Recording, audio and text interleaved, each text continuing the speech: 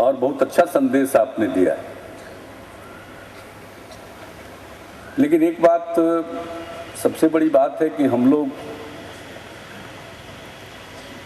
लोगों को जीवन प्राप्त हुआ है, तो एक तो सबको मालूम है अंतिम सत्य क्या है। जिस दिन मनुष्य जन्म लेता है उस दिन एक ही चीज निश्चित है और वह है मृत्यु, और जिससे लोग सबसे ज्यादा डरते हैं। लेकिन ये तय है कि वो प्राप्त होना, और मृत्यु के बाद कहीं न कहीं हिसाब देना। हम जो भी दायित्व निभाएं, जो भी हमें काम मिला है, हम उसका पूरी निष्ठा से, ईमानदारी से और पूरी क्षमता से, कर्मठता से उस जिम्मेवारी को निभाएं। अब कोई हमसे पूछे कि आपके लिए कौन सी पूजा है, तो मेरा एक ही उत्तर होगा कि मेरे लिए कर्म ही पूजा है। जो काम मुझको मिला है उस काम को ठीक ढंग से करें, यही पूजा है। प्रभु ने ये दायित्व दिया है, अगर हम इस दायित्व को ठीक ढंग से निभाएंगे तभी जब अंतिम हाजिरी होगी, अंतिम पेशी होगी, तो फिर हम गुनहगार साबित नहीं होंगे। लेकिन फिर भी मुझको बहुत अच्छा लगा। मैं ऐसा कह करके अपने डीजीपी को ये नहीं कह रहा हूँ कि सिर्फ कर्म कीजिए, भक्ति तो में डूब जाता है आदमी, वो कहने की चीज़ नहीं है। और मैंने तो उनको एक व्यक्ति के नाते अभी सुना,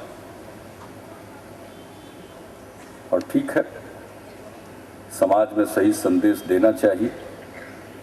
लेकिन मेरा तो एक ही संदेश है, कर्म करो, ठीक से काम करो। अब स्कूल में पढ़ना है तो ठीक से हम पढ़ेंगे। कितना सुंदर कार्यक्रम प्रस्तुत किया,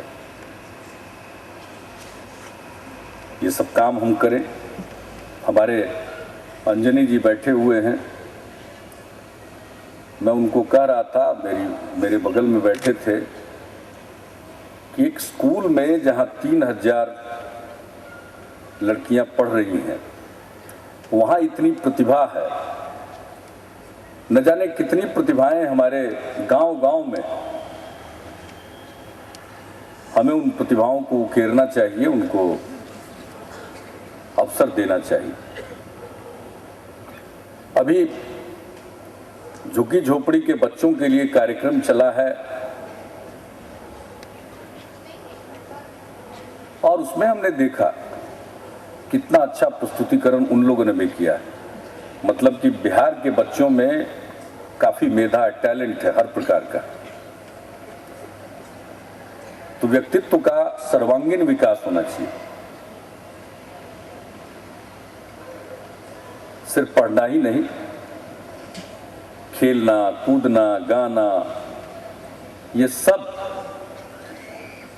व्यक्तित्व का अंग है, और इससे पूरे व्यक्तित्व का निर्माण होता है।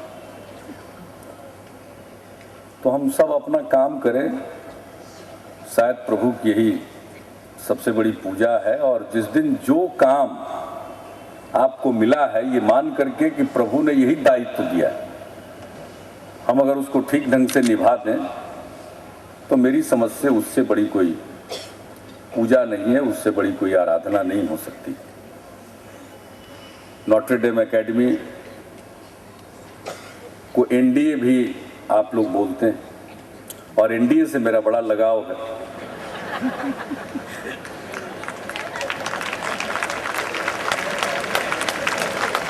एक तो नेशनल डिफेंस एकेडमी भी है, और दूसरा बिहार में एनडीए की सरकार भी चल रही है। तो जब सरकार ही एनडीए की है, तो फिर एनडीए को क्या सोचना है। अपना इंस्टीट्यूट खूब बढ़िया चलाइए, दूसरों के लिए रोल मॉडल बनिए, इंस्टीट्यूट और तरक्की करे, एकेडमी पूरी तरक्की करे, अन्य जगहों पर भी इसको चलाइए। और मुझे खुशी है कि गरीब बच्चों के लिए भी यहाँ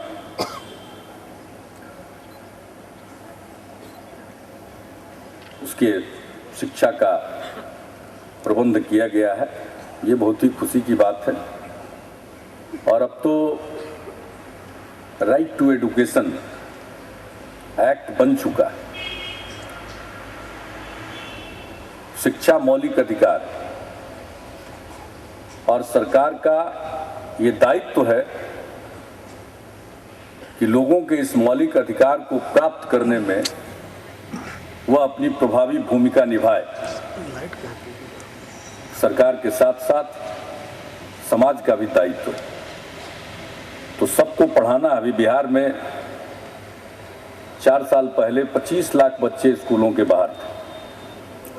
4 साल में उनमें 15 लाख बच्चे स्कूलों में पहुंच चुके हैं।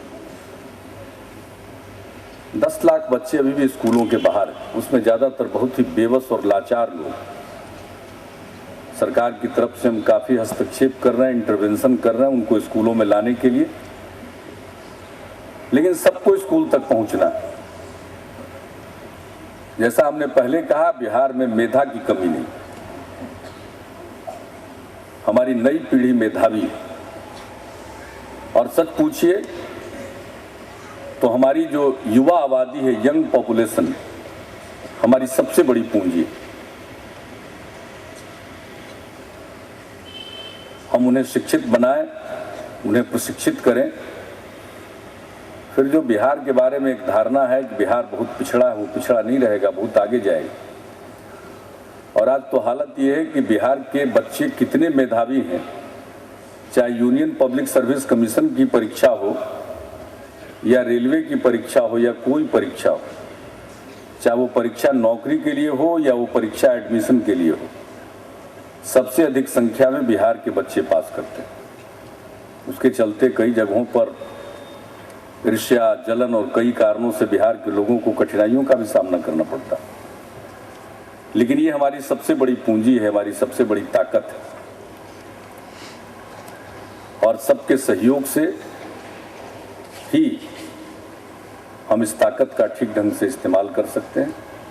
सरकार का भी दायित्व है, संस्थाओं का दायित्व है, निजी क्षेत्र का दायित्व है, सबका दायित्व। सब मिलकर के अगर हम काम करेंगे तो मैं समझता हूं कि हम अपने लक्ष्य को प्राप्त कर सकेंगे और बिहार बहुत तरक्की करेगा।